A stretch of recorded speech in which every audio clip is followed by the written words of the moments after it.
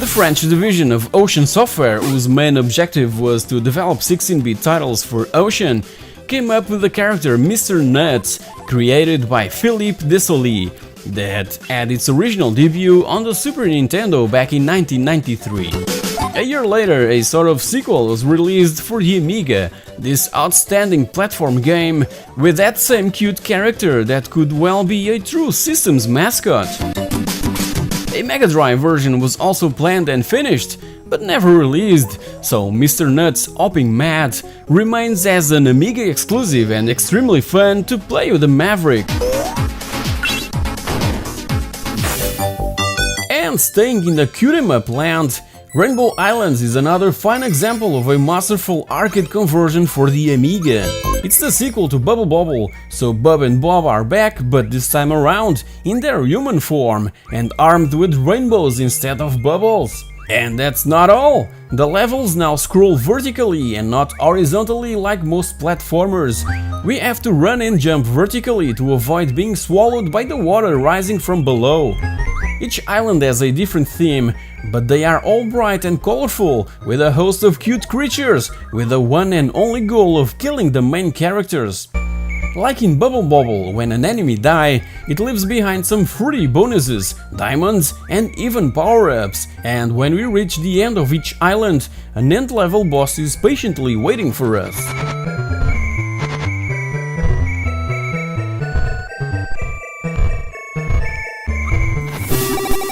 After the huge success of the Great Escape video game on the ZX Spectrum, Denton Designs elevated the genre to a whole new level, taking advantage of the possibilities that the ZX Spectrum 128K offered, and produced this Where Time Stood Still, set in an hostile world where time seemed to have just stopped. Filled with dinosaurs, cannibals and other hazards, we must take our survivors through this vast landscape, only possible due to the Spectrum's extra memory. Where Time Stood Still drank inspiration from this movie The Land That Time Forgot from 1975 and was initially available for the good old Speccy 128K, the Atari ST and MS-DOS.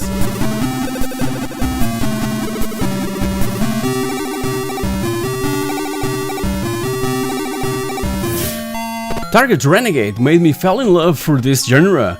Back in 1988, it totally compensated for the investment on a ZX Spectrum 128K Plus 2 or Plus 3.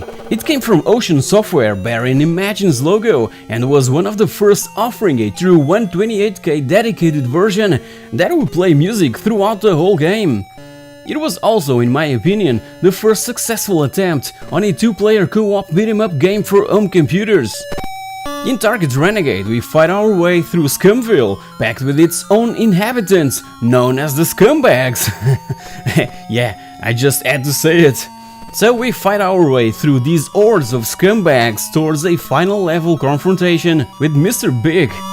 And that's pretty much it. No damsel in distress, no president of a big country to save, nothing. Just a final confrontation with that so-called Mr. Big. But let me tell you, playing Target Renegade on the ZX Spectrum back in '88 at home felt like the arcade in town had just moved inside my own house. Yeah, brilliant!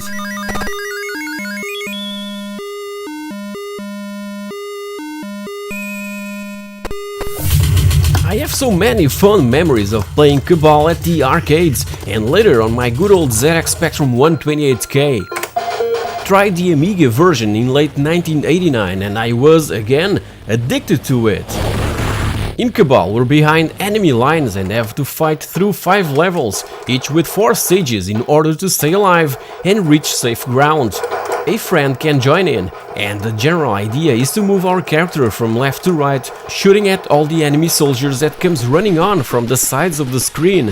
Pressing the fire button, we're able to shoot and move around that giant sight. Releasing it will allow us to move the character from one place to another, running or rolling along the ground.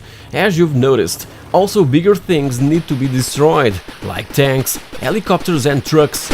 Use grenades to take down these tougher opponents, but be aware that our supply is really limited. for last, one of the most satisfying things in Cabal is the ability to also reduce those buildings to bits and pieces. So much fun and an amazing port by, again, Ocean Software.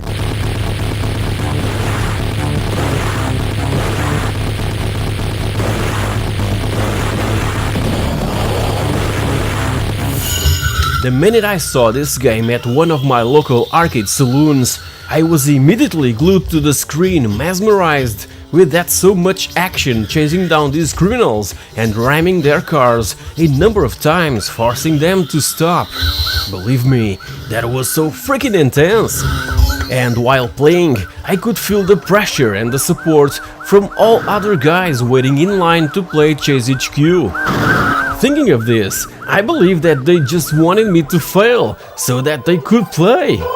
So the arcade conversion was made in late 1989 by Ocean Software for all home computers of the time, and amazingly, the ZX Spectrum and Amstrad CPC were considered the best versions, attaining high scores and reaching the top of the charts.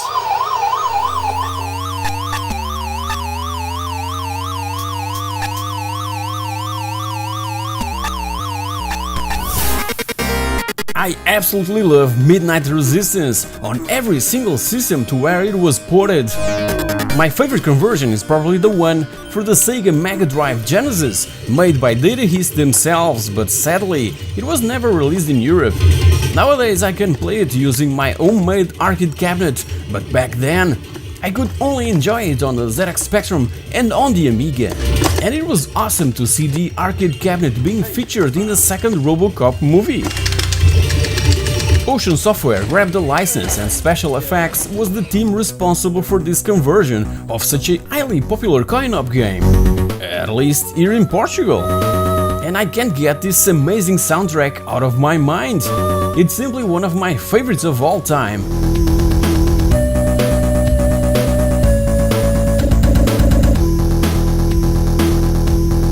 In this one, some nasty alien invaders have kidnapped our family. So obviously that our mission is to try and rescue them, going against a huge army of enemies, ranging from foot soldiers through to massive F-14s and huge floating heads that spit maggots. If you're familiar with the arcade original, you know that Midnight Resistance also offers multi-directional scrolling and huge backdrops, ranging from winding mountain trails to massive underground complexes. The two-player option remains intact, with the clever use of joystick control, allowing us to fire in 8 directions, regardless of which way we're traveling.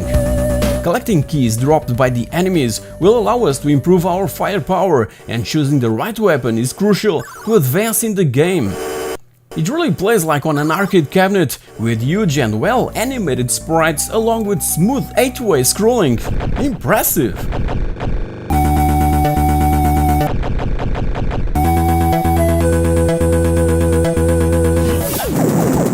The port of Toki to the Amiga was made by Ocean France. It's a highly impressive one and really hard to ignore. As I've mentioned many times before, we control this heroic primate as he makes his way through the various levels to rescue Princess Maiho from the claws of an evil wizard that is also the one responsible for our own appearance. Toki's main weapon are fireballs that he spits at the numerous enemies, but jumping onto the enemies' heads is another highly rewarding move to perform. It's not an easy game, so gladly various power-ups can be found and collected, like the football helmet for extra protection. It's a beautiful platformer packed with tons of action, huge bosses and incredible music that, as said, can't simply be ignored.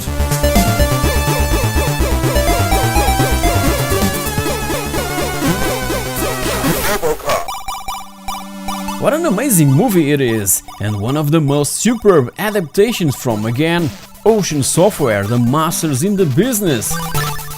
They made a ton of money with this game, and the fee that they had to pay for the license was insignificant.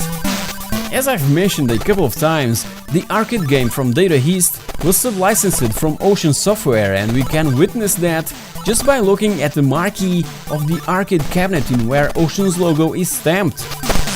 Quite uncommon back then, and it's one of those memories that I'll fondly recall till the end of time. The ZX Spectrum game was one of the best-selling ever and was #1 for a year and a half, even staying in the top 5 from April of 1989 till February of 1991. And the 128K version of the game is the way to go, cause all levels are loaded in one go and has awesome music from Jonathan Dunn that revealed so popular that even Ariston used the Game Boy version on its On and On advert. And on and on and on and Ariston. Besides video games, I'm also a huge movie fan, mostly from the 80s and 90s, and the first Batman film by Tim Burton is still my favorite based on this DC Comics character. The game follows closely the events from the movie, and graphically it just has that dark and obscure feeling that the Batman universe transpires. Again, Ocean Software did an amazing job bringing the Caped Crusader to all home computers in late 80s. There's platforming, action, driving, puzzling and even flying. And all the different musical pieces created for the game are also of extreme good taste and really fits like a glove into each level to which they were created. A nice touch was that when we finished the game on the ZX Spectrum, the score counter won't reset to 0, so I kept on playing it over and over till I reached the maximum score points possible. The game is that amazing, I simply couldn't get enough of it. A complete package of awesome graphics, sound and music.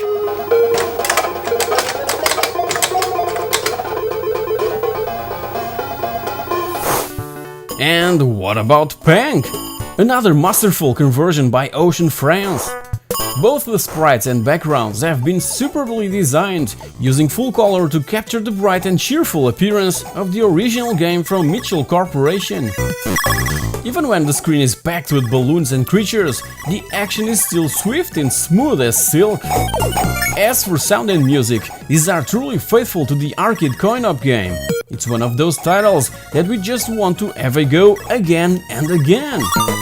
In Pank, we embark on this journey through 18 different locations, shooting balloons as we go.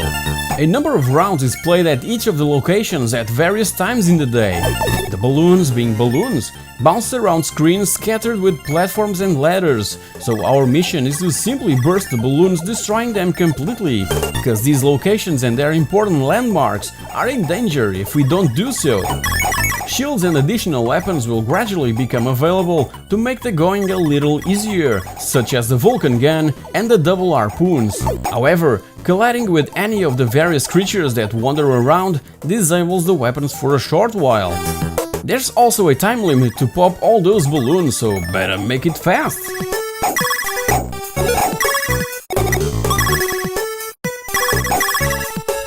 Thank you very much for watching, and I'll see you all in my next video. Cheers!